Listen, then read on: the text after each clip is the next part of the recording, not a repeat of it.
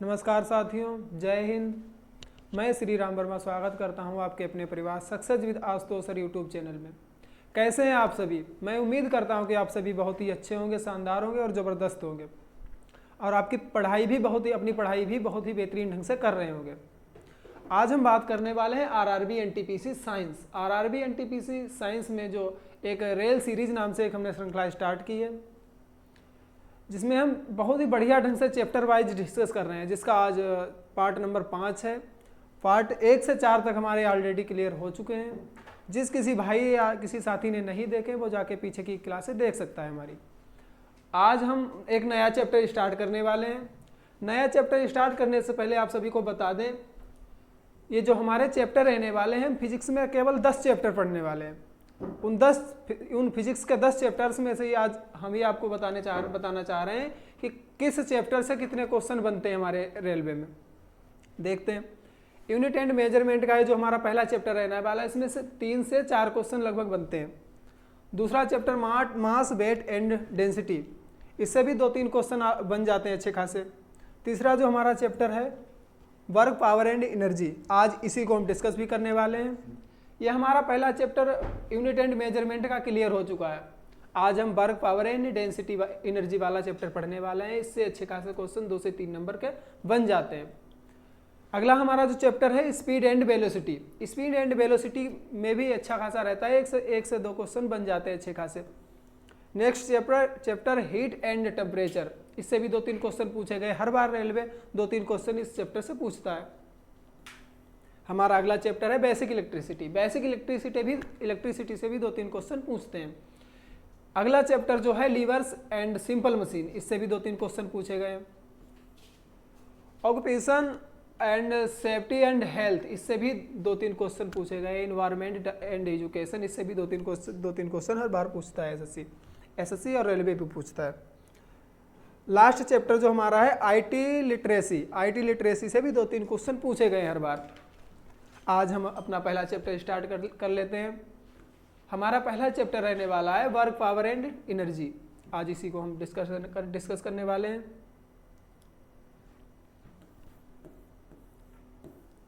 Work, power and energy, कार्य शक्ति और ऊर्जा। ये बहुत भी बढ़िया चैप्टर है। आज इसको हम बहुत बढ़िया ढंग से डिस्कस करेंगे। अब इसमें हम जानेंगे कि कार्य, शक्ति और ऊर्जा होता क्या है। कार्य क्या होता है, शक्ति क्या होती है और ऊर्जा क्या होती है। आज हम सबसे पहले कार्य को जान लेते हैं। कार्य क्या होता है?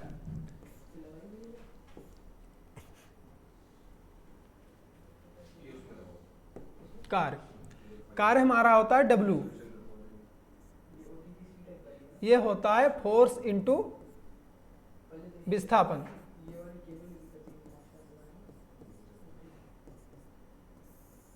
फोर्स इंटू विस्थापन।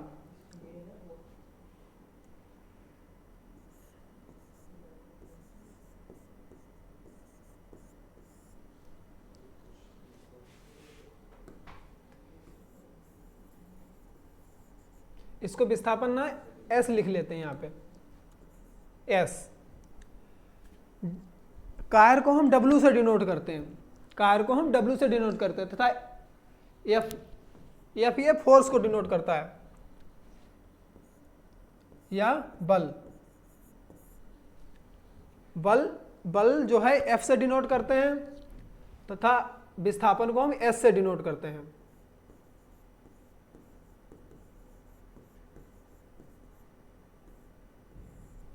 विस्थापन को S से डिनोट करते हैं। ये हमारा फॉर्मूला ये दर्शाता है कि कार्य करने के लिए हमें फोर्स और विस्थापन दोनों चीजों की जरूरत पड़ती है। फोर्स और विस्थापन, यानी बल भी लगना चाहिए और विस्थापन भी होना चाहिए, तब हमारा कोई कार्य संपन्न होता है। अब हम कुछ इसके बारे में जो पॉइंट है वो जान लेते हैं।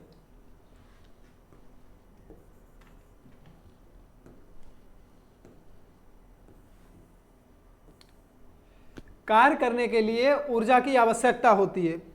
कोई भी कार्य करने के लिए ऊर्जा की आवश्यकता होती है। ऊर्जा हमें प्राप्त कहाँ से होती है? ऊर्जा हमें भोजन से प्राप्त होती है। और मशीनों को ऊर्जा कहाँ से प्राप्त होती है? मशीनों को ऊर्जा ईंधन से प्राप्त होती है। अच्छा, अब टाइप ऑफ वर्क भी देख लेते हैं। वर्क कितने प्रकार के होते हैं? जो हमारा कार्य है, कार्य कितने प्रकार का होता है?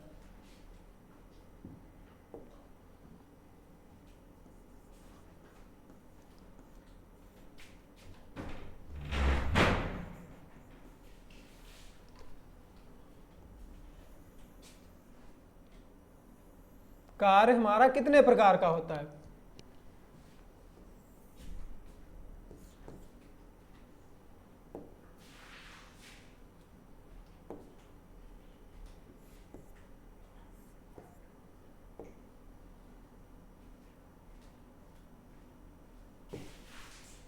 कार्य हमारा 3 प्रकार का होता है।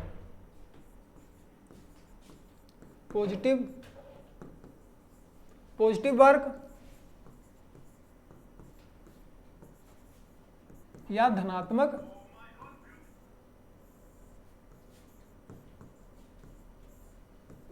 कार्य, और दूसरा हमारा होता है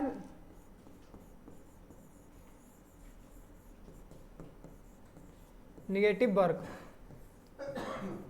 या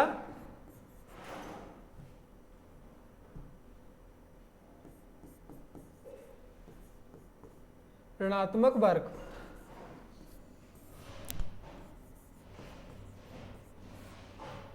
ऋणात्मक कार्य। और जो तीसरा हमारा कार्य होता है वो होता है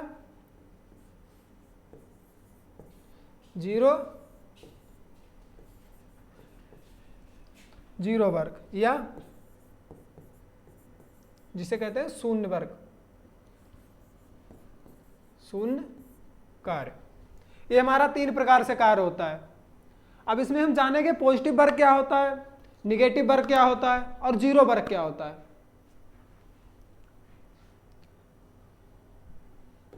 सबसे पहली हेडिंग हम लगाएंगे पॉजिटिव वर्क।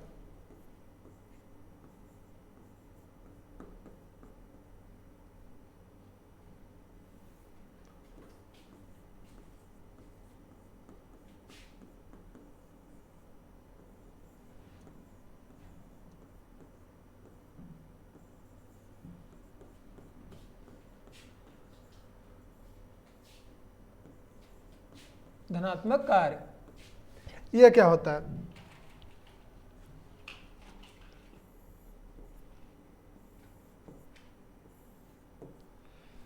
यह होता है फोर्स लगाने की डायरेक्शन और विस्थापन होने की डायरेक्शन। अगर विस्थापन भी उसी दिशा में होता है जिस दिशा में फोर्स लगाया जाता है, वो पॉजिटिव हमारा वर्क कहलाता है। कैसे? माना कोई जो फोर्स है वो इस डायरेक्शन में लगाया जा रहा है, अब विस्थापन भी अगर इसी डायरेक्शन में होता है,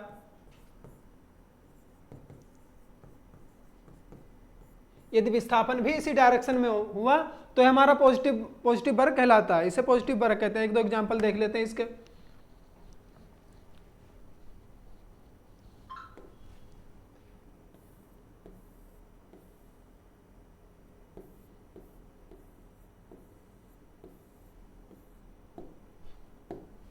पॉजिटिव वर्क किया गया कार्य सकारात्मक होगा जब बल पिंड के विस्थापन की दिशा में कार्य करेगा। मतलब कि अगर कोई फोर्स लगाने की डायरेक्शन और उसी डायरेक्शन में विस्थापन होगा तो वो पॉजिटिव विस्थापन कहलाएगा। पॉजिटिव विस्थापन कहलाएगा।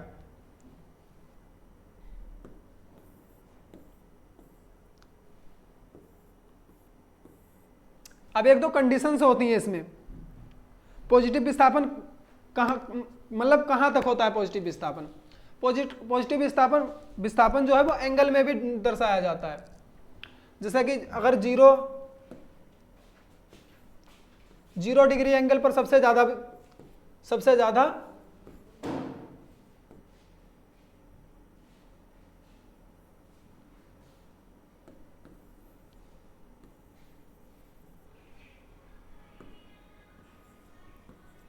0 डिग्री एंगल पर सबसे अधिक कार्य होगा।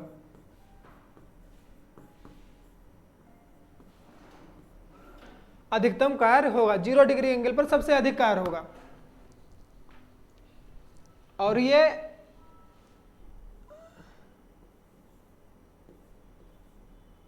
एट्टी 89 डिग्री तक पॉजिटिव रहेगा।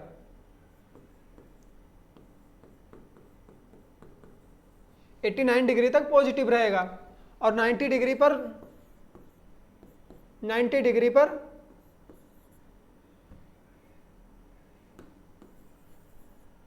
90 डिग्री पर निगेटिव हो जाएगा। 90 डिग्री पर 0 हो जाएगा। ये 90 डिग्री पर 0 क्यों हो जाएगा? ये हमारा जो एक फार्मूला होता है वर्क के लिए, W is equal to cos theta.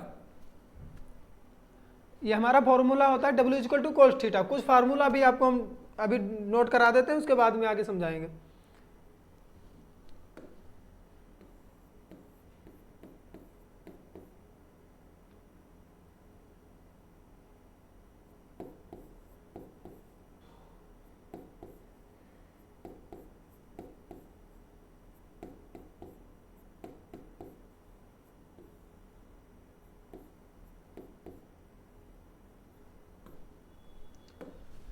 होता है W is equal to cos theta. Cos 90 बराबर 0 होता है। कोस 90 डिग्री बराबर ये हमारा 0 होता है। 0 पे हमारा वर्ग जो है वो 0 हो जाएगा। यदि हम विस्थापन का मान 0 रख देंगे तो पूरी वैल्यू 0 हो जाएगी। इसीलिए हम 90 डिग्री पर हमारा जो वर्ग होता है वो 0 होता है। 90 डिग्री पर वर्ग 0 होता है। अब कोस 0 का मान सबसे अधिक होता है। कोस 0 का मान अधिकतम होता है। कोस 0 का मान अधिकतम होता है, इसीलिए पॉजिटिव रहेगा। कोस 0 डिग्री, कोस 0 डिग्री का मान सबसे अधिक होता है। जहां पर अधिकतम होगा वहां हम पॉजिटिव कहेंगे, वर्ग वो पॉजिटिव कहलाएगा।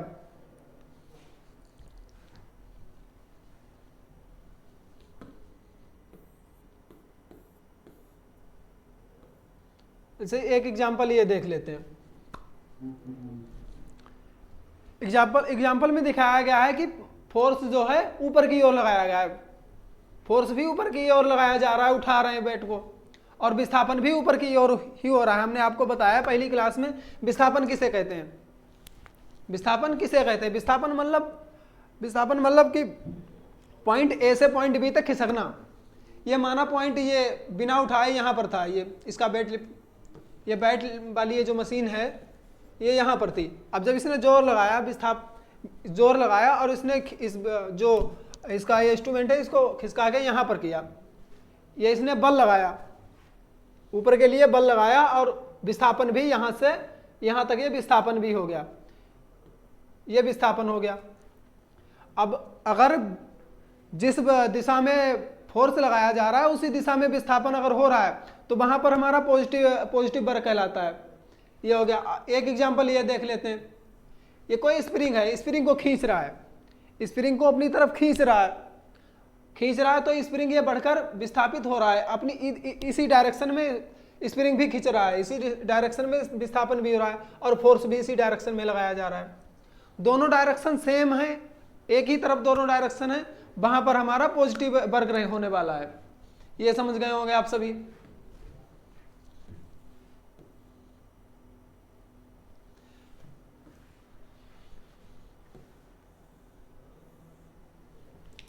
एक बताएंगे आप सभी, बताएंगे आप सभी।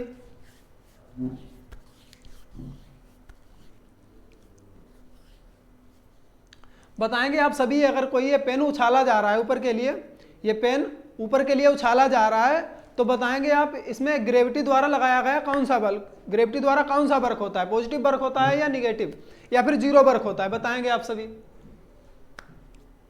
देखिए कोई पेन ऊपर के लिए उछाला गया है, ऊपर के लिए उछाला गया है। अगर उछालने वाले के लिए अगर वर्क को नोट करेंगे तो ये पॉजिटिव वर्क होगा। उछालने वाले के लिए अगर वर्क को नोट करेंगे तो तब तो ये पॉजिटिव रहेगा, क्योंकि हमने फोर्स भी ऊपर के लिए लगाया और पेन भी ऊपर ही उठाया, पेन भी ऊपर के लिए ही गया और फोर्स भी हमने ऊपर के लिए लगाया, तब तो ये हमारा पॉजिटिव वर्क रहने वाला है।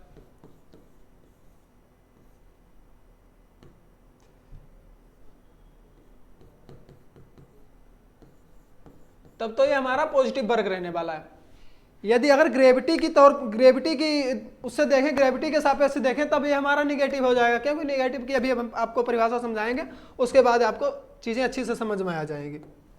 निगेटिव वाला देखते हैं, निगेटिव क्या होता है।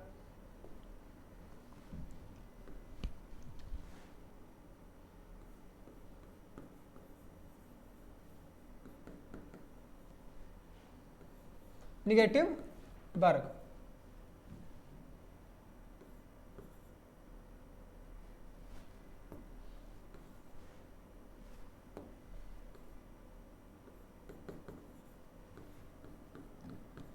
ऋणात्मक कार्य, ऋणात्मक कार्य। ऋणात्मक कार्य क्या होता है? ऋणात्मक कार्य यदि फोर्स हमारा अपोजिट डायरेक्शन में लगाया जाता है, फोर्स हमारा अपोजिट डायरेक्शन में और विस्थापन भी हमारा अपोजिट डायरेक्शन में होता है, तो वहां पर हमारा ऋणात्मक वर्क होता है। कैसे?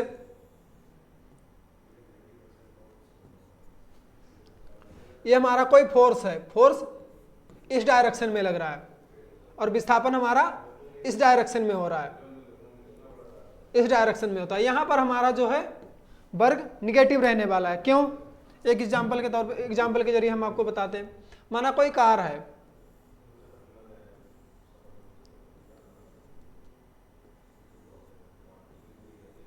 कोई कार है, ये जा रही इस डायरेक्शन में, ये जा रहा है इस डायरेक्शन में, ये इस डायरेक्शन में, तो ये विस्थापन हो रहा है इसका, इधर के लिए जा रही है तो ये विस्थापन हो रहा है। पर इसमें फोर्स कैसा लगाया जा रहा है? फोर्स ये फोर्स हमारा इस डायरेक्शन में लगाया जा रहा है। रोड पे चलती है जब कार, तो फोर्स हमारा पीछे के लिए लगता है, पहिया जो हमारा घूमता है वो पीछे के लिए लगता है, मतलब धकेलता है। विस्थापन हो रहा है इस साइड को, फोर्स लग रहा है इस साइड को, यहां पर हमारा ऋणात्मक वर्ग होने वाला है, इसे ऋणात्मक वर्ग कहते हैं। अगला एग्जांपल एक देख लेते हैं, और ये देखिए, ऋणात्मक कार्य का अर्थ है कि बल विस्थापन के विपरीत हो रहा है, बल विस्थापन के विपरीत हो रहा है। विस्थापन हमारा इधर के लिए हो रहा है और फोर्स इस साइड के लिए लगाया जा रहा है, यहां पर हमारा ऋणात्मक कार्य होने वाला है।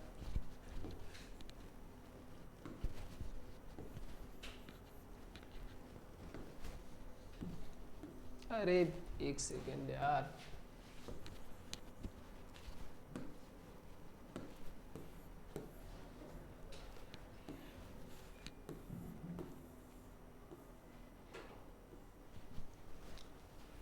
अब ऋणात्मक की भी 2-3 कंडीशन देख लेते हैं।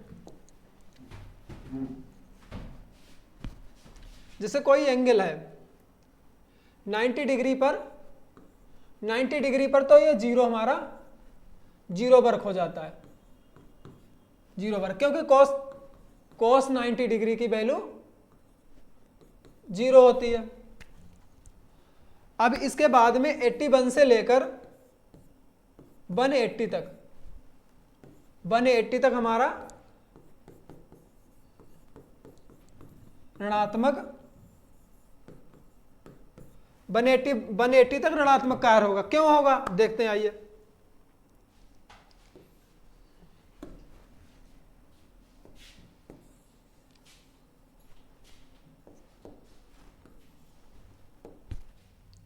ये हमारा एंगल होता है, एंगल हमारा 90 डिग्री का है, 90 डिग्री। यहां पर तो हमारा जीरो हुआ, यहां पर जीरो हुआ। अब यहां पर ये कंडीशन होती है, हमारा विस्थापन जो है, मतलब बल जो है, फोर्स ऊपर को लगाया जा रहा है और वस्तु बहुत चलकर यहां आ रही है, मतलब विस्थापन इस डायरेक्शन में हो रहा है।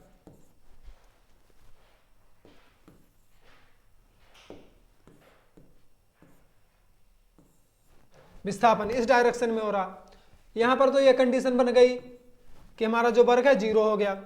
अब हुआ क्या? अब अगर हम जैसे ही एंगल बढ़ाएंगे,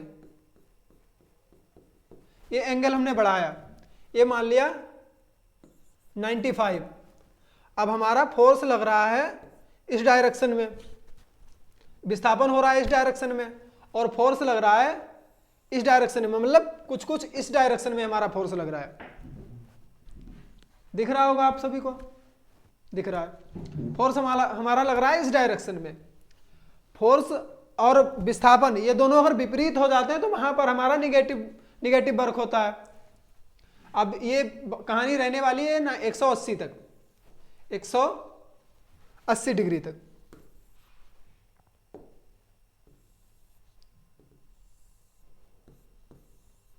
180 डिग्री तक, 180 डिग्री तक मैक्सिमम ऋणात्मक वर्क होगा। 180 डिग्री पर हमारा मैक्सिमम ऋणात्मक वर्क होगा। ये इसकी वैल्यू अगर घटेगी तो हमारा मतलब क्या नाम, हम पॉजिटिव की ओर बढ़ेंगे। बढ़ेगी वैल्यू, हमारे कोण की वैल्यू अगर बढ़ेगी तो हमारा निगेटिव मतलब वर्क जो है बढ़ता चला जाएगा, निगेटिव वैल्यू बढ़ती चली जाएगी। ये समझ गए होंगे आप सभी।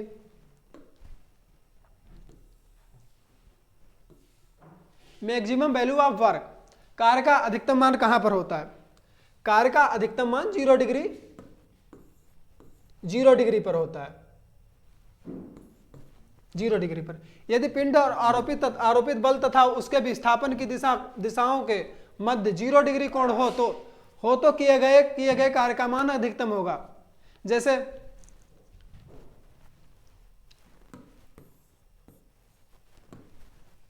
ये कोई फोर्स लग रहा है, ये फोर्स लग रहा और विस्थापन भी यहीं पर हो रहा। अगर इन दोनों के बीच 0 डिग्री का एंगल है तो सबसे ज्यादा हमारा वर्क होगा, सबसे अधिक वर्क होगा। अगर ये हमारा एंगल बढ़ेगा, एंगल को हम बढ़ाएंगे तो विस्थापन हमारा घटता चला जाएगा, वर्क हमारा घटता चला जाएगा। अगर 90 डिग्री पर इसको कर देंगे, फोर्स ऊपर के लिए लगाएंगे और विस्थापन इधर के लिए होगा, हमारा साइड के लिए, तभी हमारा वर्क जो है वो 0 हो जाएगा। अगर हमारा 0 डिग्री एंगल बनेगा तब सबसे अधिकतम हमारा जो है वो वर्क रहने वाला है। मिनिमम वैल्यू ऑफ वर्क की सबसे कम वैल्यू कहां पर होती है? मिनिमम वैल्यू ऑफ वर्क की सबसे कम वैल्यू आप सभी को हमने बताया भी कि जब 180 डिग्री का कोण बनेगा, 180 डिग्री का कोण बनेगा, मतलब 180 डिग्री का मतलब ये कि फोर्स हमारा इस साइड को लग रहा और हमारा विस्थापन इस साइड को हो रहा, तो यहां पर हमारी सबसे मिनिमम वर्क की वैल्यू बनेगी। सबसे मिनिमम वर्क की वैल्यू बनेगी यदि पिंड पर आरोपित बल तथा उसके विस्थापन की दिशाओं के मध्य 180 डिग्री का कोण हो तो किए गए कार्य का मान न्यूनतम होगा। किए गए कार्य का मान न्यूनतम होगा।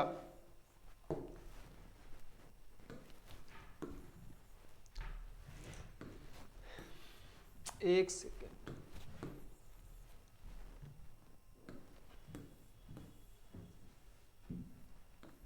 अब हम 0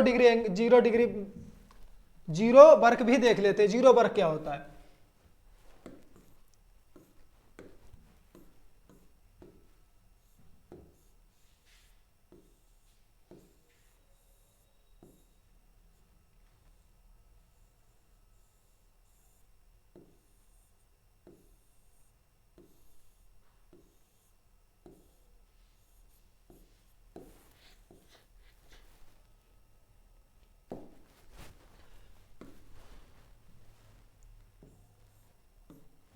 जीरो वर्क,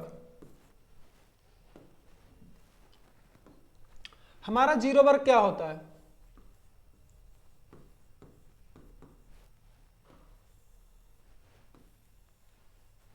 जीरो वर्क यदि हमारा विस्थापन नहीं हुआ, विस्थापन या फोर्स इन दो भौतिक राशियों में से अगर कोई राशि नहीं हो, कोई एक एक्टिविटी नहीं हो रही है, तो हमारा जो वर्क है जो वो 0 रहेगा। जैसे अगर विस्थापन हुआ और विस्थापन तो ये हो गया, फोर्स 0, फोर्स यदि हमारा फोर्स 0 हो गया तभी हमारा वर्क 0 ही रहने वाला। क्यों 0 रहने वाला है? हमारा फार्मूला होता है work is equal to F into S. Work बराबर फोर्स गुणा विस्थापन, वर्क बराबर फोर्स गुणा विस्थापन। यदि F 0 हुआ तब भी वर्क हमारा 0 हो जाएगा, यदि विस्थापन 0 हुआ तब भी हमारा वर्क जो है वो 0 हो जाएगा। क्यों 0 हो जाएगा? एग्जांपल देखते हैं।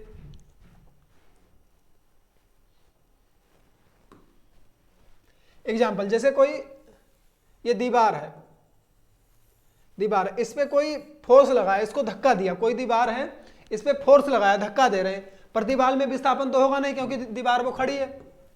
दीवार पर अगर कोई हम फोर्स लगाएंगे, धक्का दे रहे हैं, दीवार को फोर्स लगा रहे हैं, फोर्स तो लग रहा है, बल तो हमारा लग रहा है, बल लग रहा है, फोर्स हमारा मान लिया 100 न्यूटन, 100 न्यूटन का बल लगा रहे हैं, बल तो हम लगा रहे हैं लेकिन हमारा विस्थापन,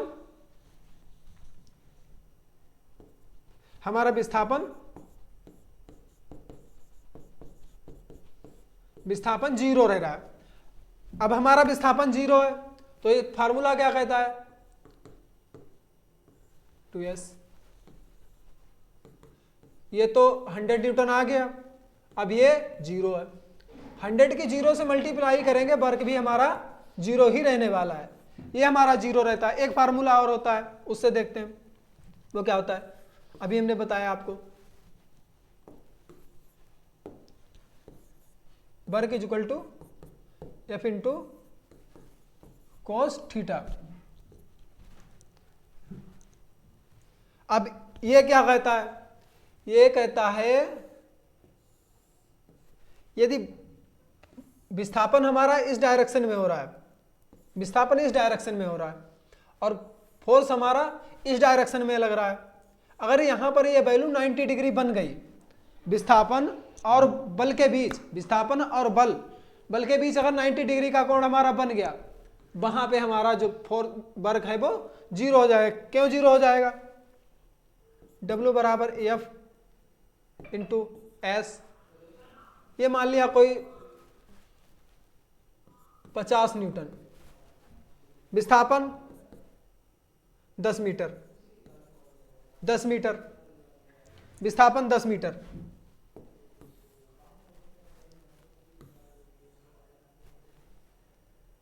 विस्थापन 10 मीटर हुआ है, कोस थीटा,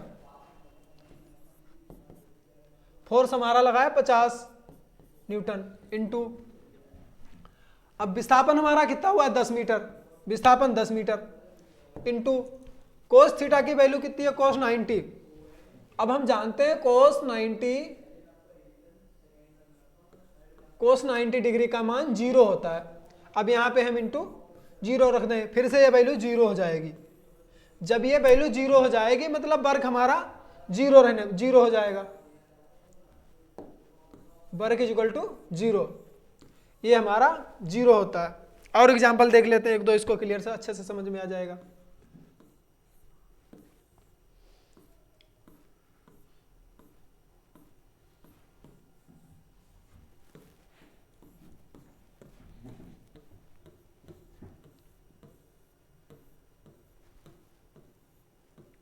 अगर किसी दीवार पर धक्का लगाते हैं तो किया गया कार्य शून्य होता है, क्योंकि विस्थापन शून्य रहता है। अगर किसी दीवार पर धक्का लगाते हैं तो किया गया कार्य शून्य होता है, विस्थापन शून्य होता है, तो हमारा वर्क भी शून्य रहेगा।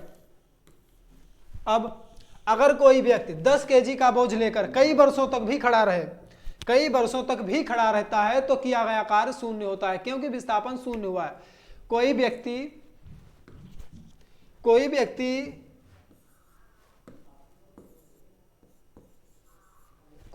ये 10 kg का बोझ अपने सर पे रख के खड़ा है, कई वर्षों तक खड़ा रहता है, कई वर्षों तक खड़ा रहा, पर विस्थापन तो जीरो हुआ, विस्थापन थोड़ी हुआ, वो तो उसने बल ही लगाया ना, बल लगा के ऊपर अपने ऊपर वजन रखे खड़ा है, तो इसमें विस्थापन हमारा जीरो हुआ। विस्थापन जीरो हुआ मतलब कि हमारा वर्क भी जीरो हो जाएगा। अगर कोई कुली 100 kg बोझ लेकर मीलों दूर भी चलता है, क्योंकि ये कार्य का मान शून्य होता है, क्योंकि बल और विस्थापन के बीच का कोण 90 डिग्री होता है। क्यों, कैसे देखते हैं। कोई कुली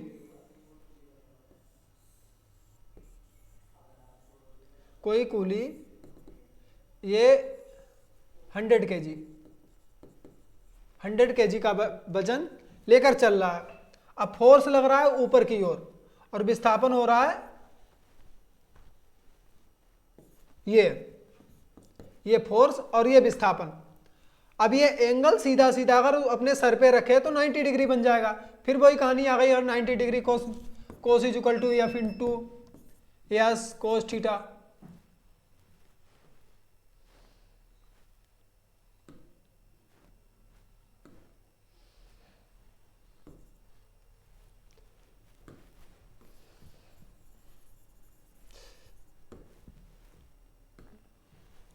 एफ इज इक्वल टू, एक second, W is equal to F into S cos theta. अब कोस थीटा का मान 0, कोस थीटा का मान 0, कोस थीटा का मान 90 है, 90 मतलब 0। अब 0 हो गया तो फिर वर्ग 0 हो जाएगा, हमारा वर्ग 0। समझ चुके होंगे बहुत अच्छे से। आगे देखते हैं, ये वही बता रखा है, एक ये भी देख ले रहे हैं, इसे भी समझते हैं। ये कोई व्यक्ति फोर्स लगा रहा है 30 डिग्री का, 30 डिग्री। आप सभी को इसमें बताना है, ये कोई व्यक्ति जो है फोर्स लगा रहा है, ये ट्रॉली है, ट्रॉली में कोई लेडीज, कोई लड़की बैठी है, ये व्यक्ति इस ट्रॉली को खींच रहा है, ये फोर्स लगा रहा है 30 डिग्री ऊपर के लिए, ऊपर से पकड़े हैं यूं और खींच रहा है इसे। अब विस्थापन ये सीधा हो रहा है इस तरफ से, विस्थापन, विस्थापन d, मतलब विस्थापन कितना हुआ 30 मीटर, 30 मीटर विस्थापन हुआ है। अब आप सभी को यह बताना है कि इसमें कौन सा वर्क हुआ है, पॉजिटिव वर्क हुआ है, निगेटिव वर्क हुआ है, या फिर वर्क 0 रहा है, बताएंगे आप सभी। कैसे पता लगेगा हमें, देखते हैं। हमारा फार्मूला होता है W बराबर F S cos theta, cos theta.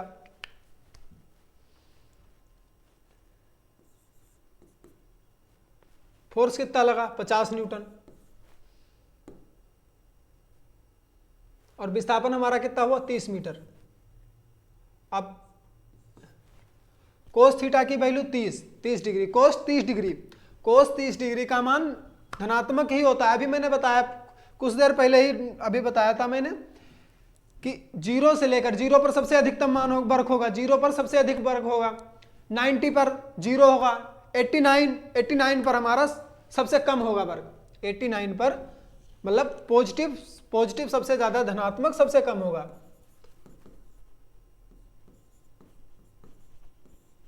धनात्मक मिनिमम, धनात्मक मिनिमम होगा। और ये 90 पर तो 0 हो जाएगा। ये हमारा, इसे हम कह सकते हैं कि मतलब ये हमारा पॉजिटिव वर्क हो रहा है, यहां पर पॉजिटिव वर्क हो रहा है। समझ गए होंगे आप सभी। अगर कोई व्यक्ति सीढ़ी पर चढ़ा और चढ़कर उतर गया तो किए गए कार्य का मान 0 होगा, क्योंकि विस्थापन 0 होगा। जैसे कोई व्यक्ति, ये सीढ़ी है, एक सेकेंड, सीढ़ी,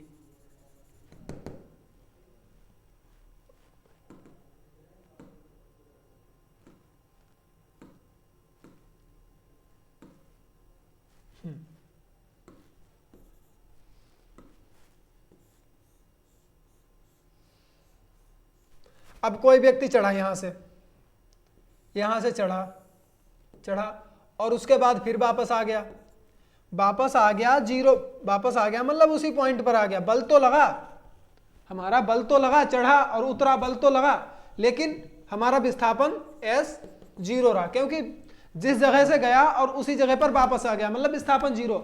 अब विस्थापन 0 तो फिर से हमारा वर्क 0 हो जाएगा, वर्ग 0। अच्छे से समझ चुके होंगे वर्ग 0 भी किसे कहते हैं, वर्ग 0 क्या होता है।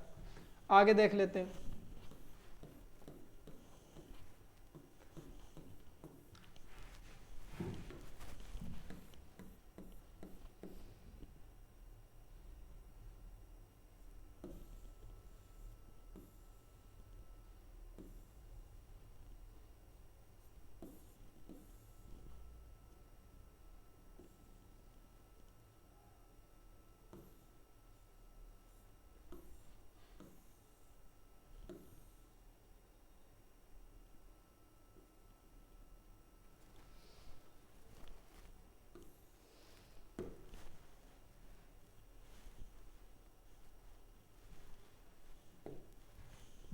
वर्ग।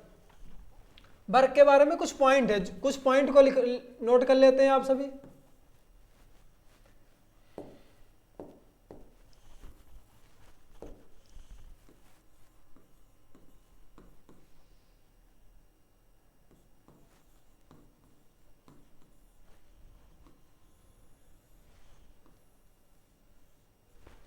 वर्ग कुछ पॉइंट है, नोट कर लेते हैं, उसके बाद में हम शक्ति पर बढ़ेंगे, मतलब एनर्जी पर बढ़ेंगे।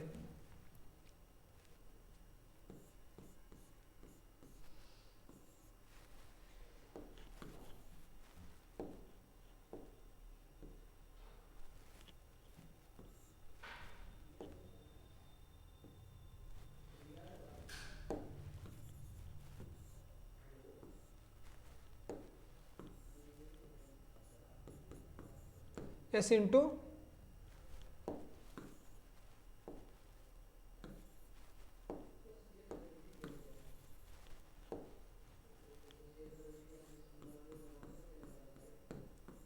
एफ इंटू एस, ये हमारा फार्मूला होता है, बेसिक फार्मूला।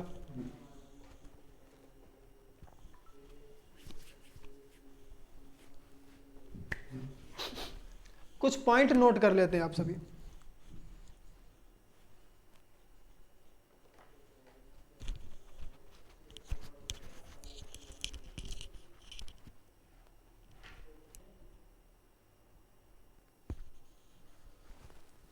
विस्थापन वर्ग, कुछ पॉइंट नोट करते हैं, कौन कौन से पॉइंट हैं।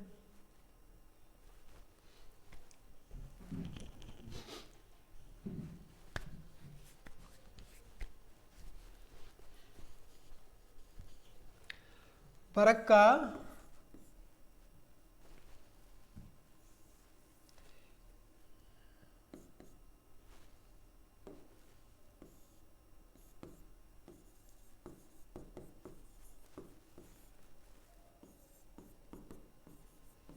इसका एसआई मात्रक जूल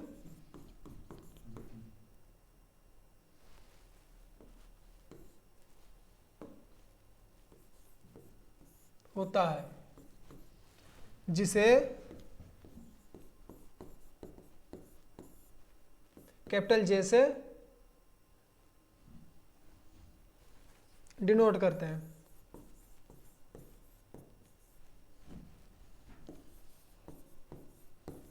जिसे कैपिटल जे से डिनोट करते हैं, ये हो गया। अगला हमारा क्या होगा,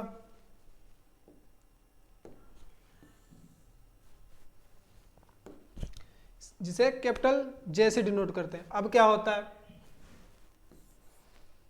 इसकी बीमा क्या होती है, बीमा भी निकालेंगे। वर्ग हमारा होता है फोर्स इंटू विस्थापन। अब फोर्स क्या होता है हमारा,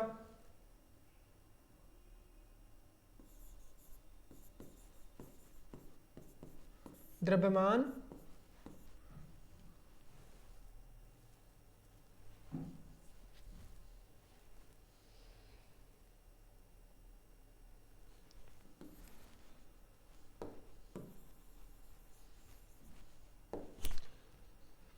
फोर्स का हमारा होता है kilogram second square, kilogram second square. और विस्थापन क्या होता है हमारा, विस्थापन का ऐसा ही मात्रक होता है मीटर।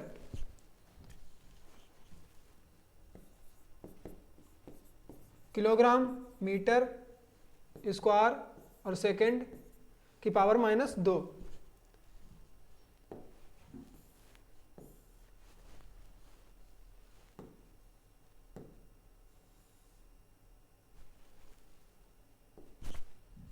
और सोल्व करेंगे इसको।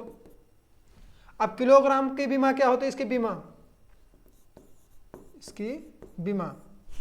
किलोग्राम की बीमा क्या होती है, एम, मतलब किलोग्राम वजन मास। मीटर की बीमा क्या होती है, एल का स्क्वायर। सेकेंड की बीमा क्या होती है, टी की पावर -2। ये हमारी बीमा बन जाएगी।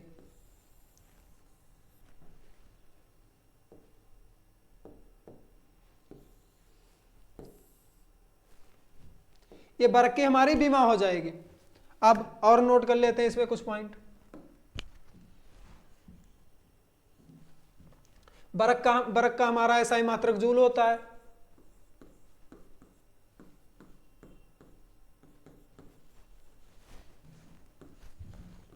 जूल, इसका सिंबल होता है जे, capital J.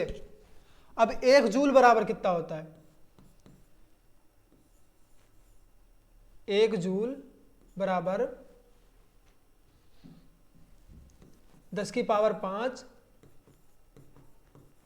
Dine into 10⁵2 centimetre. 1 joule बराबर 10⁵5 डाइन इंटू 10⁵2 सेंटीमीटर। और क्या लिख सकते हैं इसको? 10⁵, ये 7 हो जाएगा, 10⁵7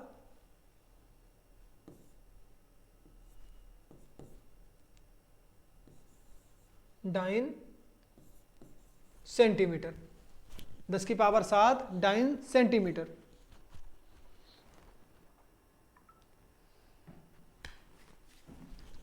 और क्या हो जाएगा? 1 जूल बराबर 10⁵7 ERG। ये क्या होता है ERG? ये 1 जूल की वैल्यू CGS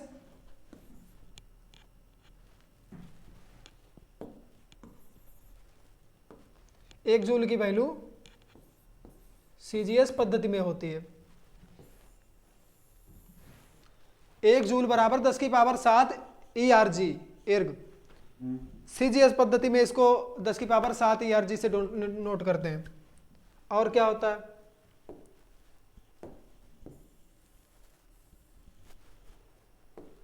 ये हो गया हमारा। और देखते हैं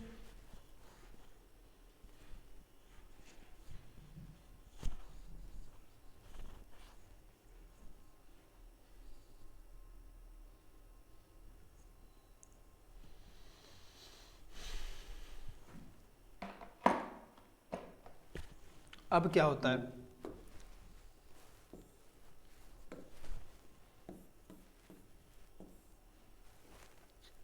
और कुछ पॉइंट है इसके, वो भी देख लेते हैं कौन कौन से पॉइंट इंपॉर्टेंट हैं। इसका एक एसआई मात्रक जूल होता है। हाँ, एक सेकंड।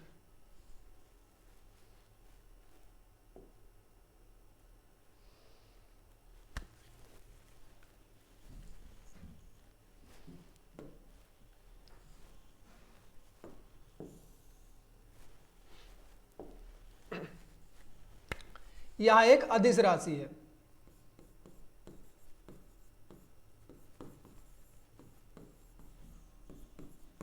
अदिश राशि, यह एक अदिश राशि है। हमारे वर्ग के जितने भी पॉइंट थे वो सारे क्लियर हो चुके हैं। एक दो कुछ क्वेश्चंस हैं जो हम देख लेते हैं, उनको कैसे सोल्व करेंगे। इसी से वर्ग से रिलेटेड हमारे एक दो क्वेश्चन हैं, उनको देखते हैं एक बार।